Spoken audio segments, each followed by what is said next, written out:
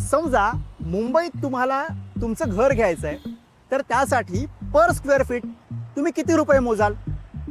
50,000, 80,000? कदाचित आपण सामान्य माणसं इतके पैसे मोजणारही नाही. पण मुंबईत एका माणसानं एका घराच्या एका चौरस फुटासाठी 2,60,000 रुपये मोजलेत. मुंबईतली ही सगळ्यात चर्चेतली डील आहे. जुहू तारा रोडवरती असलेला हा बंगला आहे आणि हा बंगला विकला गेला आहे 221 कोटी रुपयांना. या बंगल्याची किंमत जितकी अवाक करणारी आहे, तितकीच या बंगल्याचा इतिहास आणि असलेल्या काही बारीक सारीक गोष्टी आणि त्याचं इथे समुद्राच्या शेजारी अगदी लागून असणं, या सगळ्या गोष्टी सामान्य माणूस म्हणून आपल्या सगळ्यांसाठी इंटरेस्टिंग आहे. आता अर्थात तो बंगला काही आपल्याला आज जाऊन पाहायला मिळेलच की नाही हे माहीत नाही. प्रयत्न करायला काय हरकत आहे. इथून जरा पुढे चालत गेलं की तो बंगला आपल्याला दिसणार आहे. तिकडे जाऊयात.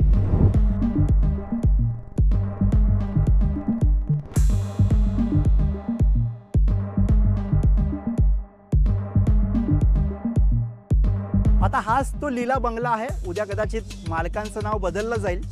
आता आपल्या चाळीतल्या दरवाजांप्रमाणे हे दरवाजे, बंगल्याचे दरवाजे काही उघडे नसतात, अपेक्षेप्रमाणे ते बंदच आहेत. पण हाच तो बंगला आहे, लीला बंगला, जो 221 कोटी रुपयांना विकला गेलेला आहे.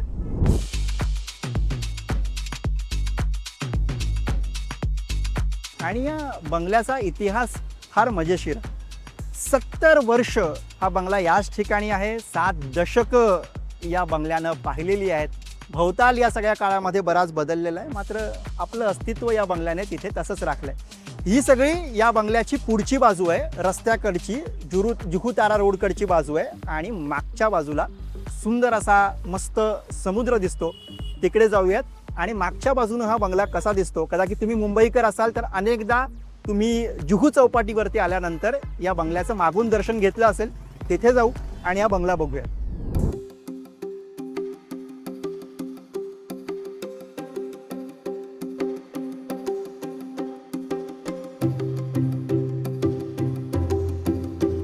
आता समुद्राकडून दिसणारा हा बंगला आतून नेमका कसा दिसतो हे बघण्याची उत्सुकता खरं तर मलाही आहे.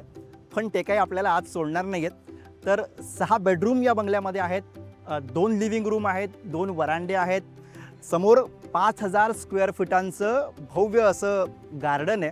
आणि सगळ्यात वरती 2,500 स्क्वेअर फुटांचं टेरेस या बंगल्याला आहे. 2 मजले आहेत, म्हणजे एक मजला आहे खरं तर, एक ग्राउंड फ्लोअर आणि एक मजला त्याच्यावरती असलेलं टेरेस.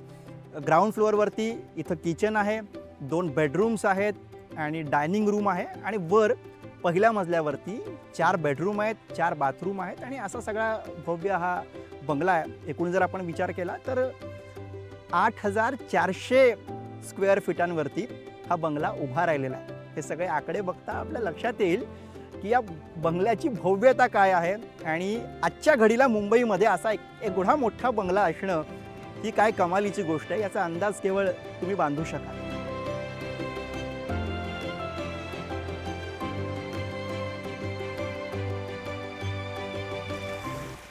आता मुख्य प्रश्नावरती येतो की हा बंगला होता कोणाचा आणि तो विकला कोणाला गेला. तर हा बंगला होता नानावटी कुटुंबियांचा. हे तेच नानावटी ज्यांनी मुंबईला नानावटी रुग्णालय दिलं. पण या बंगल्याची गोष्ट त्याहून मोठी आहे. कारण सर मणिलाल नानावटी यांच्यासाठी बांधला गेलेला हा बंगला आहे. 1936 ते 1941 या काळामध्ये रिझर्व्ह बँक ऑफ इंडियाचे ते डेप्युटी गव्हर्नर होते. आणि त्या काळात ब्रिटिशांच्या राजवटीमध्ये एखाद्या भारतीयाला इतका मोठा दर्जा मिळणं ही खरं तर सगळ्यांसाठीच अभिमानाची आणि मोठी गोष्ट होती. आणि मणिलाल नानावटी यांच्या याच कर्तृत्वाचा सन्मान खरं तर हा बंगला इतकी वर्ष आपल्याला साक्ष देतो आहे. आता हा बंगला विकला कोणाला गेला तर नोतांदास रियालिटीने हा बंगला खरेदी केलेला आहे. महेश नोतांदास ज्वेलर्स ग्रुपची ही रिअल इस्टेटची शाखा आहे ज्यांनी हा बंगला विकत घेतलेला आहे. महेश जगवानी आणि त्यांचे पुत्र असलेले हर्ष जगवानी यांनी हा बंगला विकत घेतला. याच वर्षी 22 एप्रिलला 221 कोटी रुपयांना ही डील फायनल झाली आणि हा बंगला हा नोतांदास रियालिटीच्या मालकीचा झाला. तर नोतांदास रियालिटीने हा बंगला विकत घेतलेला असला तरी सुद्धा 1355 स्क्वेअर मीटर इतक्या मोठ्या प्लॉटवरती त्यांना कधीच इथे हायराईज बिल्डिंग बांधता येणार नाही. याचं कारण म्हणजे या बंगल्याला असलेली हेरिटेज व्हॅल्यू, मिळालेला हेरिटेज दर्जा. मुंबई महापालिका अनेक जुन्या इमारतींना हेरिटेज दर्जा देते आणि त्यामुळे काय होतं, त्या अंतर्गत आता या बंगल्याला हेरिटेज 2B असा दर्जा आहे. म्हणजे हा बंगला कधीच पाडून पूर्णपणे तिथे नवी काही उभं करता येणार नाही किंवा याची डागडुजी करायची असेल, काही नूतनीकरण करायचं असेल तरीसुद्धा मुंबई महापालिकेची आणि संबंधित विभागाची परवानगी घ्यावी लागेल आणि मगच ते नूतनीकरण करता येईल. पण एक महत्त्वाची गोष्ट या बंगल्याबाबतची ती म्हणजे हेरिटेज दर्जा असल्यामुळे हा बंगला आहे तसाच राहील. याच्या शेजारी जरी कितीही हायराईज बिल्डिंग्स उभ्या राहिल्या, मोठ्या इमारती उभ्या राहिल्या तरीसुद्धा हा बंगला आपलं अस्तित्व आणि आपली ओळख ही अशीच टिकवून राहील, कारण त्यामागे हा नियम आहे.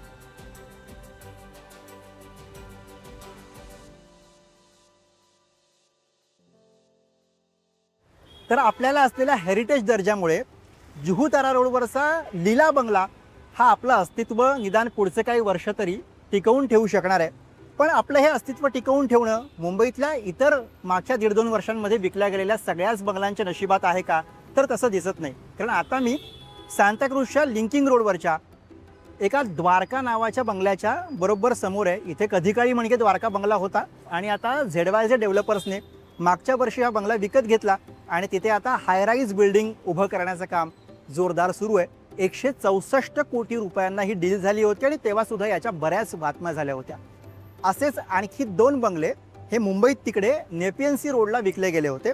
त्यातला एक बंगला लक्ष्मी निवास, ज्याला अर्थातच ऐतिहासिक महत्त्व आहे, कारण त्याबाबतची एक आठवण सांगितली जाते की भारत छोडो चळवळीच्या वेळी स्वातंत्र्य सैनिक हे त्या बंगल्यामध्ये लपायला येत असत आणि म्हणून सुद्धा तो बंगला ओळखला जात असे. तर तो बंगला रिलायन्सच्या एक्झिक्युटिव्ह डिरेक्टरच्या पत्नीनं विकत घेतला 264 कोटी रुपयांना. आणि असाच एक बंगला नेपियन सी रोडला होता, त्याचं नाव निलाद्री. तो निलाद्री बंगला 203 कोटी रुपयांना विकत घेतला मिल्टन ब्रँडच्या मालकांनी. असे हे 4 बंगले मागच्या 1.5-2 वर्षांमध्ये मुंबईमध्ये विकले गेलेले आहेत आणि त्यामुळे 864 कोटी रुपयांची ही 4 बंगल्यांची एकत्रित डील आहे. हा आकडा स्वाभाविकपणे सामान्य माणूस म्हणून आपल्या सगळ्यांना डोळे विस्फारायला लावणारा आहे, विचार करायला लावणार आहे. मुंबईमध्ये गेली अनेक वर्ष, खरं तर मुंबईच्या जन्मापासूनच गरीब आणि श्रीमंत अशी जी काही तफावत होती, ती तफावत आजही मुंबईच्या इतक्या वर्षांनंतर सुद्धा कायम आहे. हेच आपल्याला यामधनं दिसतं, किंबहुना ती वाढत जाते असं म्हणायला हे काही 100 कोटींची घरं जेव्हा लोक खरेदी करतात तेव्हा पूर्णपणे स्कोप आहे. अर्थात या बातमीविषयी तुम्हाला काय वाटतंय आम्हाला कमेंट सेक्शनमधनं नक्कीच सांगा. या व्हिडिओसाठी कॅमेरा हाताळलाय माझा सहकारी अमर सकपाळ याने. मुंबईतनं बोल भिडूसाठी मी गुरुप्रसाद.